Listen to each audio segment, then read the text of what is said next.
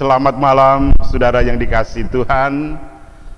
Malam pertama di minggu kedua ini kita bersama-sama merenungkan satu tema yang pertama. Sebelum itu mari kita berdoa lebih dulu. Tuhan Bapa yang Maha Kasih, kami bersyukur malam ini Engkau sudah memberkati kami semua. Dan sekarang kami akan merenungkan sabda-Mu dengan satu tema yang pertama. Terima kasih Bapa, kami memohon kiranya kuat kuasa Roh Kudus berkenan menuntun dan mengurapi kami semuanya. Di dalam Tuhan Yesus kami berdoa. Amin. Firman Tuhan malam hari ini saya ambilkan dari Injil Yohanes pasal 20 ayat 18. Maria Magdalena pergi dan berkata kepada murid-murid, "Aku telah melihat Tuhan," dan juga bahwa Dia yang mengatakan hal-hal itu kepadanya. Amin. Saudara yang dikasihi Tuhan, kata Maria Magdalena itu dari kata Maria dari Magdala. Jadi Maria yang dari Magdala. Keempat Injil, Matius, Markus, Lukas, dan Yohanes semuanya menyaksikan bahwa wanita dan murid-murid Yesus, semua orang percaya, yang pertama kali bertemu Yesus setelah kebangkitannya adalah Maria Magdalena, Maria dari Magdala. Siapa tahu sebenarnya Maria Magdalena ini? Yesus pernah mengusir 7 roh jahat dari tubuh Maria Magdalena. Nah, karena itulah ketika Maria dalam kemarahan dan menuduh banyak orang bahwa Yesus disembunyikan, Yesus menghardik Maria. Kenapa? Karena Yesus tidak ingin setan berkuasa lagi atas Maria.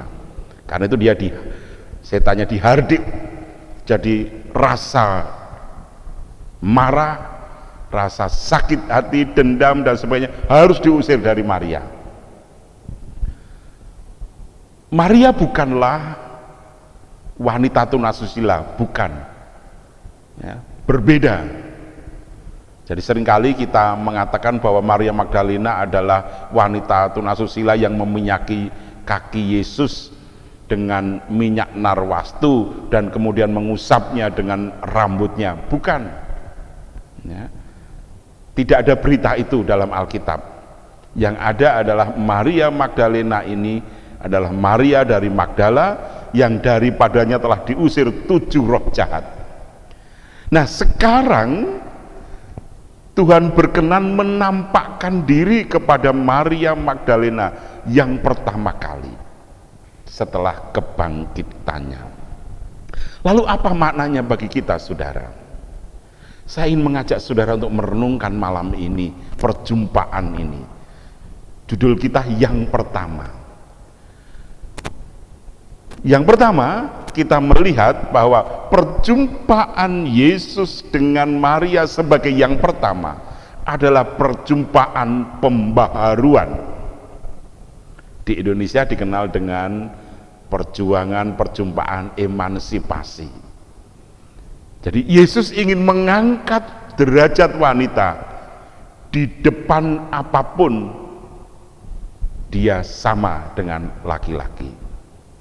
Ia sama di hadapan Tuhan, karena sejak semula Tuhan menciptakan manusia itu laki-laki dan perempuan.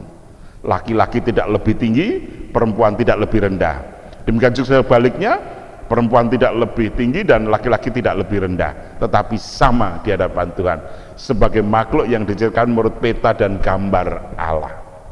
Nah, tetapi dalam prakteknya, dalam kehidupan orang di Timur Tengah, wanita menjadi manusia kelas 2 makhluk. Kenapa?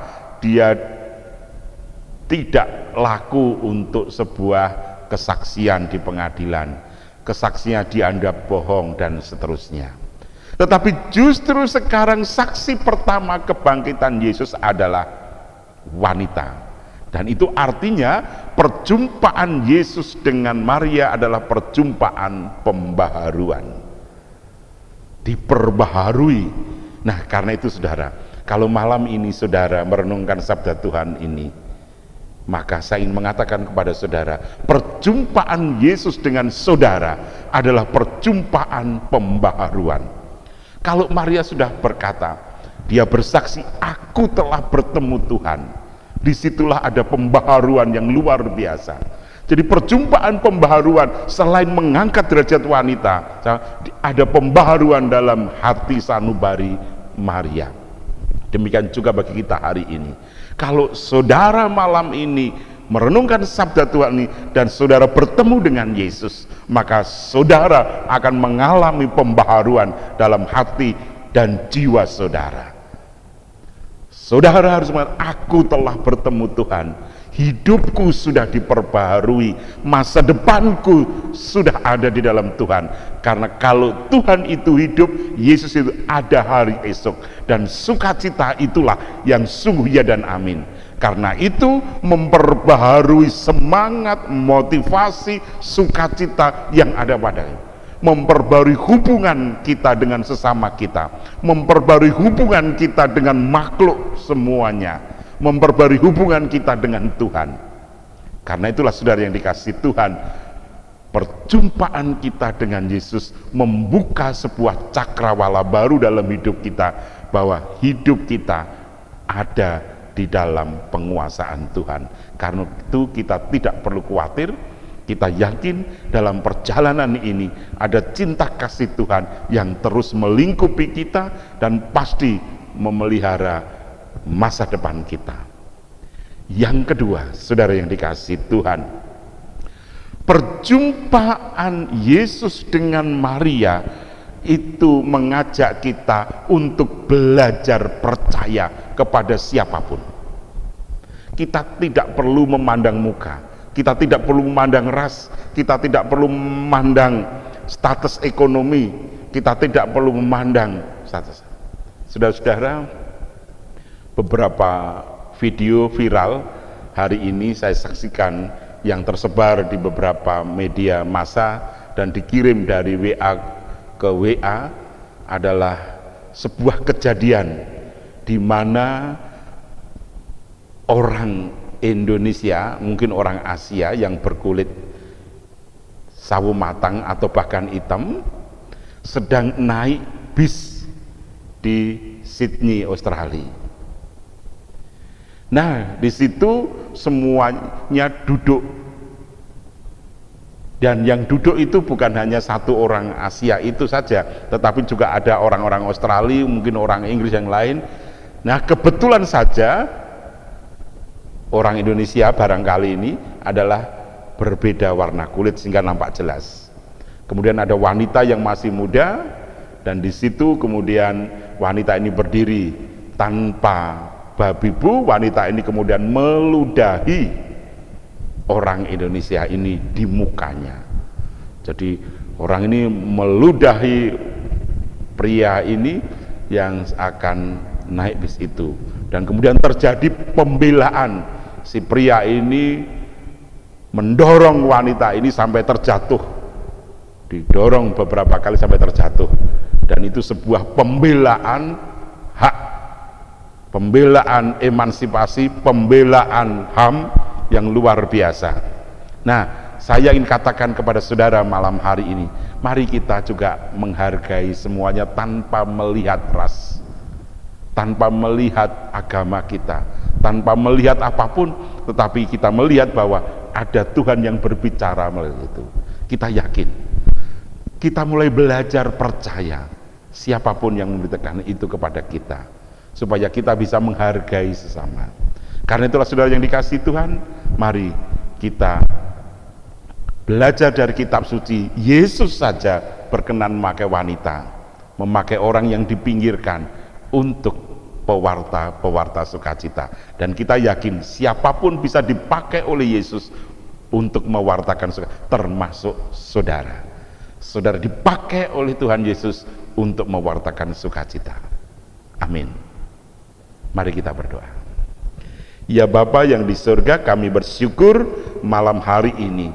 Kami sungguh bahagia karena Engkau telah menghargai kami, mengangkat kami semuanya untuk kami bisa menerima siapapun dan belajar menerima apapun yang diwartakan supaya kami bisa melihat secara positif dalam hidup kami seperti yang Tuhan lakukan untuk Maria Magdalena dan Maria yang lain.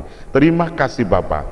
Kami berserah penuh kepadamu di dalam satu nama Tuhan kami Yesus Kristus, dan kami belajar untuk percaya kepada sesama kami, percaya kepada Tuhan, dan terus beriman kepada Tuhan Yesus Kristus. Dan cinta kasih Allah dan damai sejahtera Tuhan Yesus Kristus serta penyertaan kuasa Roh Kudus menyertai saudara dari sekarang sampai selama-lamanya. Amin. Kita akan akhiri dengan kidung pujian 132 bait pertama dan kedua.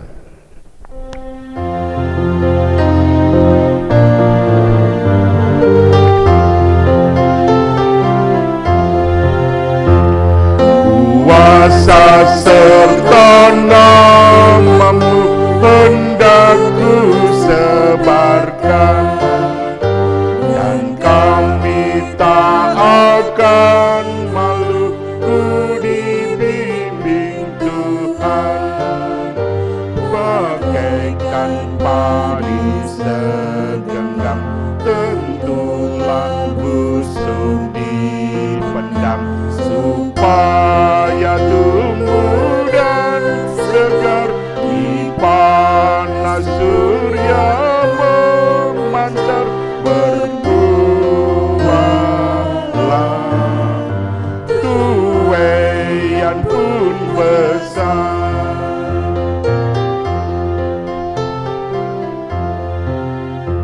Teladan sudah kau berikan dengan deritamu, melalui salib kejam kau terima kuasamu. Bagian kamu tak lebih seperti segenggam benih melintas kubur yang gelap, agar kelak ku menetap bersamamu